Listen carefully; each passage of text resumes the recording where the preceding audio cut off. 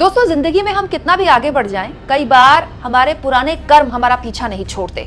BJP सांसद रवि किशन अब तो खैर गोरखपुर से सांसद बन चुके हैं और योगी जी के काफ़ी करीब भी माने जाते हैं। लेकिन रवि किशन अपने वक्त में भोजपुरी के जब सुपरस्टार थे तो लहंगा रिमोट से उठाने का विश्वविख्यात टैलेंट उनके पास हुआ करता था और अपने इसी टैलेंट के बूते उन्होंने बीजेपी का टिकट हासिल किया और वो राजनीति में आए और उसके बाद अब वो सांसद बन गए और इतने महत्वपूर्ण सांसद बन गए हैं कि बीजेपी ने एक बार फिर उनको टिकट दे दिया है गोरखपुर से। लेकिन रवि किशन को गोरखपुर से टिकट मिला तो बहुत सारे लोगों ने उन पर कटाक्ष भी किया, उनकी पार्टी पर भी कटाक्ष किया।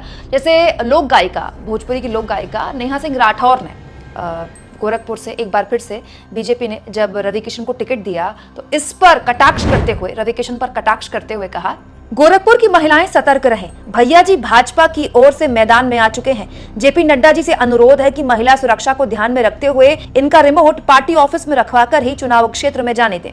तो नेहा सिंह राठौर एक तरह से कटाक्ष कर रही है रवि किशन पर, ये कहते हुए कि रवि किशन के पास खास टैलेंट है रिमोट से लहंगा उठाने का, तो वो जो रिमोट है वो पार्टी दफ्तर में रखवा दें और तभी उनको उनके संसदीय क्षेत्र में भेजें। हालांकि नेहा सिंह राठौर को तो पता होना चाहिए कि वो टैलेंट देखा था तभी तो पार्टी ने उन पर इतना विश्वास जाहिर किया था।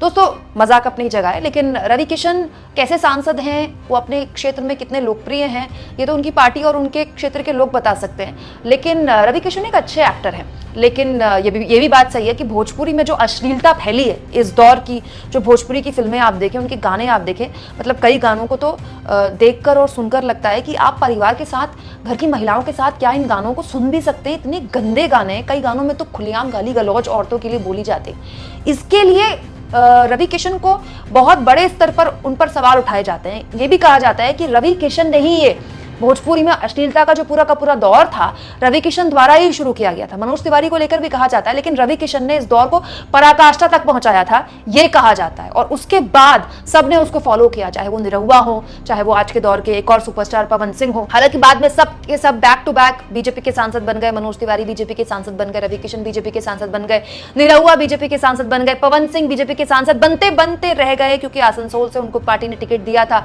लेकिन फिर उन्होंने हाथ जोड़कर पार्टी से कह दिया कि मैं ये आसनसोल से चुनाव नहीं लड़ पाऊंगा, हो सकता है पार्टी उनको कहीं और से टिकट दे। लेकिन ये बढ़िया है, मतलब इस पर मतलब क्या चर्चा नहीं होनी चाहिए कि आप अपने पूरे करियर में गंदी गंदी फिल्में करें, गंदे गंदे गाने करें, उन गानों में महिलाओं को ऑब्जेक्टिफाई करें, महिलाओं के शरीर के अंगों को लेकर गंदी बातें करें, इतनी अश्लीलता फैलाएं, उसके बाद पॉपुलर हो जाएं, हीरो बन जाएं, सुपरस्टार बन जाएं और फिर सांसद बन जाएं और ऐसे लोग हमारे देश की संसद में बैठकर हमारे लिए कानून बनाएं। वाह, क्या बात है। आप इस मुद्दे पर क्या सोचते हैं दोस्तों, कमेंट बॉक्स में जरूर लिखें और जितना हो सके चैनल को शेयर करें, सब्सक्राइब करें और थैंक्स फॉर ज्वाइन, ये 2 ऑप्शंस हैं जिसके जरिए आर्थिक तौर पर भी आप चैनल के हाथ मजबूत कर सकते हैं।